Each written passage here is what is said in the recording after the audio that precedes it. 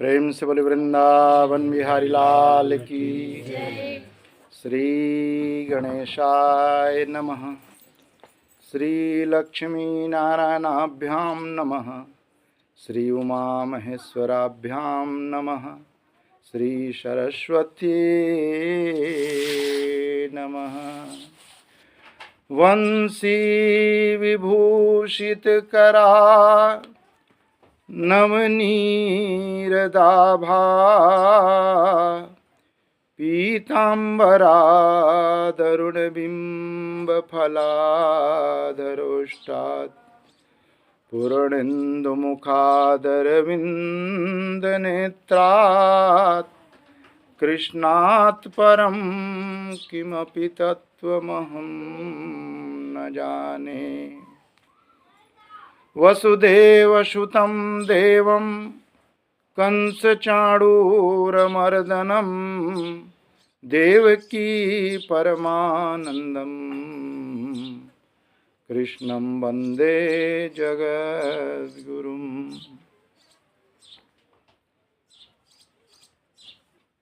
भगवान की परम महती कृपा आज कवर्धा जिला क्षेत्र में स्थित मझगांव में मध्याह्न समय में आइए कुछ क्षण के लिए भगवान का यह सत्संग प्रारंभ करते हैं। ठीक आज से कुछ दिनों में ही दिनांक 30/4 बुधवार के दिन हमारे ऋषि मुनियों के बनाए परंपरा पर्व में अक्षय तृतीया, जिसे छत्तीसगढ़ी में अक्ति महापर्व के नाम से जाना जाता है, आने वाला है। हालांकि छत्तीसगढ़ी में इसे अक्ति कहते हैं, लेकिन वेद शास्त्र की भाषा में इस त्योहार का नाम अक्षय तृतीया है। अक्षय शब्द का यह अर्थ है कि जो क्षय नहीं होता, जिसका नाश नहीं होता। इस अक्षय तृतीया पर्व के बारे में विष्णु पुराण, नारद पुराण, मत्स्य पुराण और भविष्य पुराण में अक्षय तृतीया महापर्व के बारे में बड़ा विस्तार से बताया गया है। बताया जाता है कि इस तिथि को, ये हमारे भारतवर्ष में सनातन हिंदू धर्मावलंबियों के लिए बहुत बड़ा त्यौहार है। इस दिन सुबह ब्रह्म मुहूर्त में प्रत्येक मनुष्य को उठ जाना चाहिए और उठ करके बताया तो यह भी गया कि इस दिन यदि व्यक्ति गंगा में स्नान करे जा करके तो बड़ा पुण्य लाभ मिल जाता है।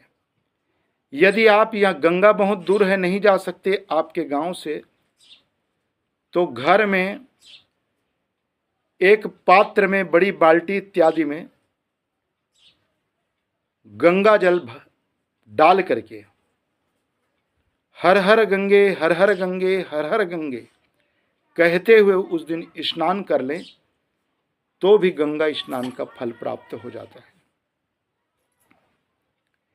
इस दिन गंगा स्नान के साथ में स्नान के बाद एक दीपक जला करके पति पत्नी बाल बच्चों के साथ बैठ करके कुछ क्षण के लिए भगवान के नाम का चिंतन स्मरण करना चाहिए।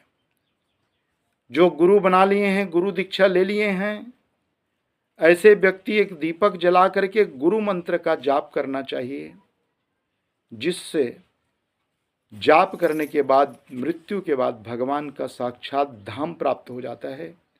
क्योंकि इस तिथि का नाम है अक्षय तृतीया।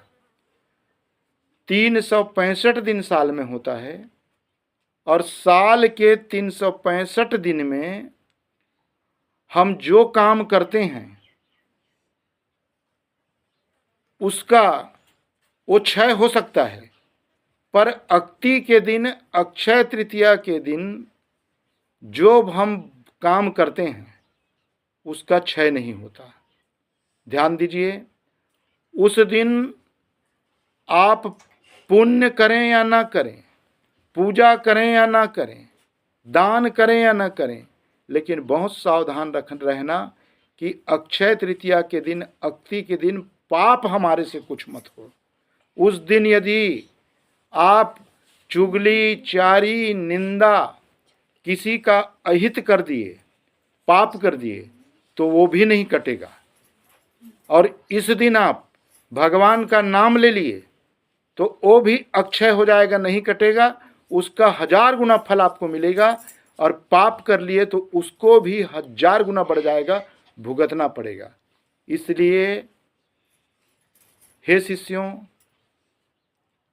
इस तिथि को आप बहुत ध्यानपूर्वक याद रखें।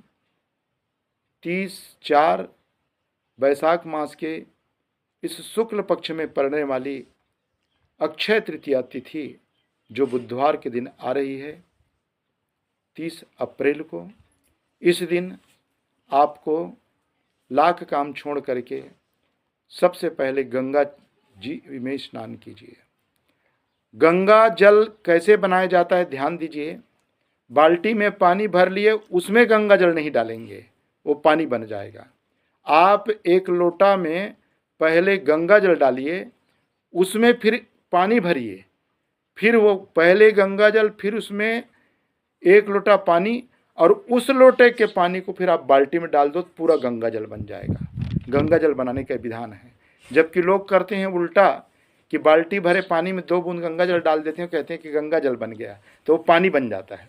जब भी भगवान की पूजा के लिए, कोई कार्य के लिए आपको गंगा जल बनाना है तो खाली बर्तन में 4 बूंद 1 चम्मच गंगा जल डालो, उसके बाद फिर उसमें पानी भरो, तब गंगा जल बनता है।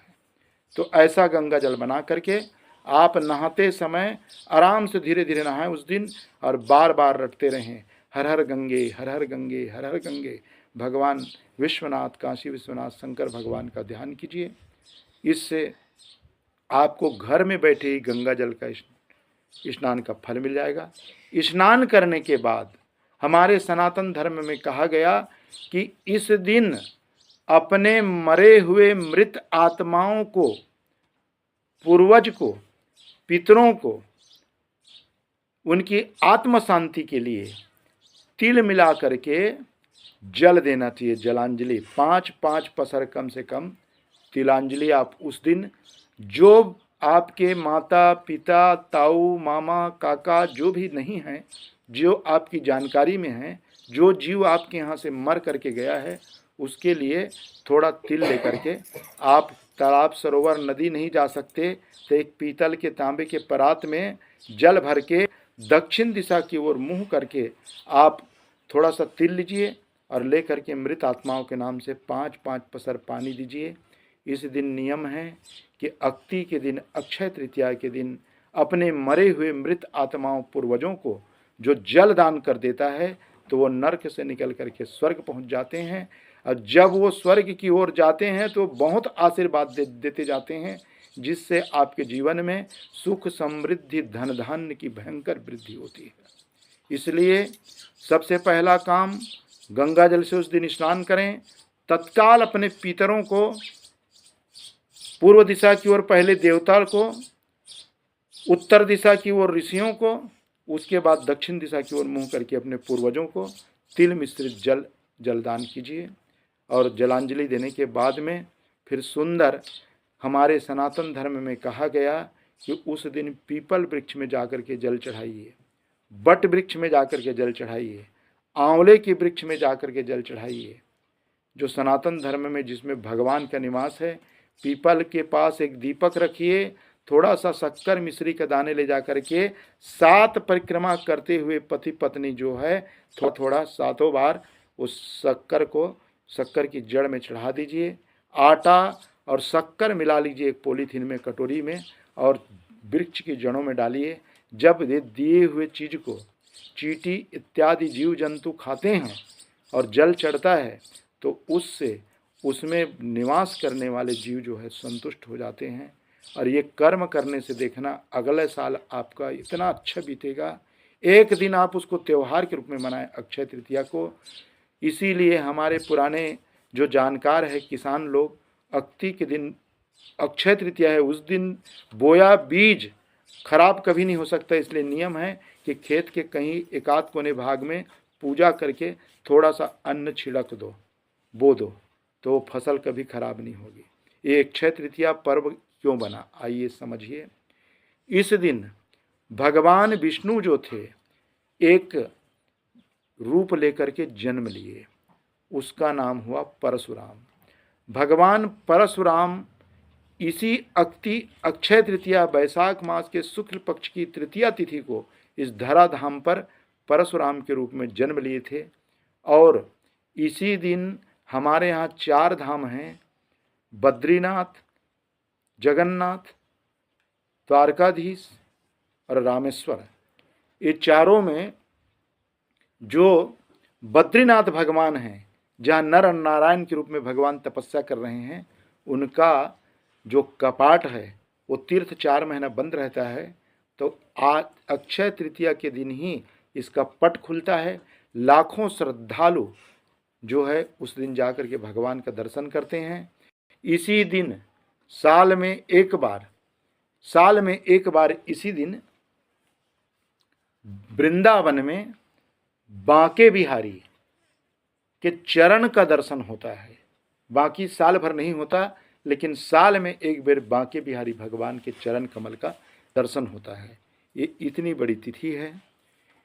परशुराम भगवान को 7 चिरंजीवी में एक माना गया। एक श्लोक आया, अश्वस्थामा बलिर्व्यासो हनुमानश्च विभीषणः कृपः परशुरामश्च सप्तैत चिरजीवनम। इस 7 चिरंजीवी का जो सवेरे खाट से उठ करके नाम लेता है, उनके सौभाग्य की बहुत वृद्धि होती है। आप नहीं ले पा रहे हैं तो कम से कम उस दिन बैठ करके भगवान परशुराम का फोटो इत्यादि ले करके फोटो उसकी पूजा कीजिए, क्योंकि परशुराम भगवान का एक जन्म का दिन है ना, तो उनकी पूजा करना चाहिए। इस दिन आपको कुछ भी यदि मालूम नहीं है तो हमारे सनातन धर्म में नियम है कि रामायण का पाठ अवश्य कीजिए, एकाध दोहा।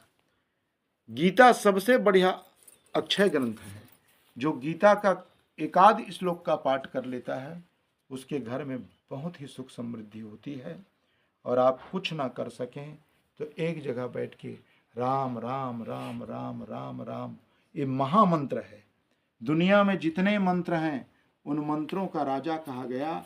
उस दिन आप कुछ नहीं कर सकते तो मैं आपको सरल एक ज्ञान दे के जाता हूँ कि अक्ति के दिन सब परिवार को बैठा लेना और 108 बार राम नाम का जाप कर लेना। ये आपके जीवन में बहुत फल देगा। ऐसे तो इस दिन नियम है भैया कि साल में एक दिन, इस दिन दिया हुआ दान लाखों करोड़ों गुना बढ़ता है और वो कटता नहीं है किसी में। जैसे आज दान दिए तो पाप किए उसमें कट सकता है, लेकिन इस दिन पाप करोगे वो भी नहीं कटेगा और दान दोगे वो भी नहीं कटेगा। इसलिए इस दिन नियम है कि जल भरा हुआ कलश, मिट्टी का हो या कोई भी हो घड़ा, अवश्य देव मंदिर में दान करना चाहिए। एक लाल घड़ा मटका लेकर के आप जल भर के उसमें मंदिर में ले जा कर के चढ़ाएं या भगवान महादेव को उसमें बढ़िया स्नान कराएं। दूसरी बात बताया गया, यदि शक्ति सामर्थ्य है हमारे पास तो उस दिन ब्राह्मणों को, गुरुओं को देव मंदिर स्थल में पंखा का दान करें। जीव को मरने के बाद हर चीज लगता है पूर्व जन्म में, तो यदि जो पंखा का दान कर देता है, हर चीज लगता है पूर्व जन्म में, तो यदि जो पंखा का दान कर देता है अक्षय तृतीया के दिन, तो वो ठंडी ठंडी हवा लेते हुए स्वर्ग की ओर जाता है और जब तक स्वर्ग में निवास करता है सुख भोगता है ठंडा हवा का। और फिर जन्म लेके आता है तो उसको ऐसा घर मकान मिलता है कि हवादार मकान उसको मिलता है, जो अक्षय तृतीया को पंखे का दान कर देता है। इस दिन चरण पादुका का दान करना चाहिए, चप्पल जूते का। गुरु को, संत को, महात्मा को कहा गया कि जूता दान करो। हो सके तो गौ, और शक्ति हो तो भूमि और अन्न, स्वर्ण, जो भी इस दिन दान दिया जाए लाखों गुना बढ़ जाता है। इस तिथि का इतना महत्व है। इस दिन पितरों के निमित्त जल तर्पण, तिल तर्पण, पिंड दान कराने की भी विधि है। अपने पूर्वजों के लिए पिंड दान भी कराया जाए तो बहुत महत्वपूर्ण बताया गया है। इस दिन आप जो भी बताया जा रहा है, भगवान का नाम, जाप, दान, गीता का पाठ, रामायण का पाठ, यदि आप कुछ ना कर सके तो केवल एक चीज के लिए बड़ा सतर्क रहना कि साल में जब तक जीना, एक दिन आप कुछ ना कर पाओ तो वो बात अलग है, लेकिन उस दिन जाने अनजाने में आपसे पाप ना हो, इस चीज को आप बहुत ध्यान रखना। इस दिन यदि पाप कर दिए तो वो भी लाखों गुना बढ़ जाता है। इसलिए बहुत सतर्क रह के अक्षय तृतीया पर्व को आज तक आप जैसे भी मनाते रहें, लेकिन इस बार मैं आपको जो सामने पर्व पड़ रहा है, जो अभी बिल्कुल एक आध हफ्ते में आपको पड़ जाएगा, इसका ज्ञान दे दिया। इस दिन अधिक से अधिक सत्कर्म करना और जीवित मरे हुए के लिए करना ही, जीवित माता पिता को उस दिन कुछ दे करके प्रसन्न करना ताकि वो आत्मा से आशीर्वाद दे। उस दिन अपने माता पिता को बैठाल करके बढ़िया अक्षय तृतीया के दिन तिलक, बंधन, आरती पूजन करके अपने माता पिता से आशीर्वाद ले लेना। यदि आपका माता पिता ना हो तो परिवार में जो वृद्ध है उसी को तिलक करके भगवान समझ करके उसका आशीर्वाद ले लेना। मस्तक टेक करके आपका जीवन देखना आने वाले साल में खुशियों से भरा रहेगा। भगवान की बहुत कृपा रहेगी। प्रेम से बोले वृंदावन बिहारी लाल की जय।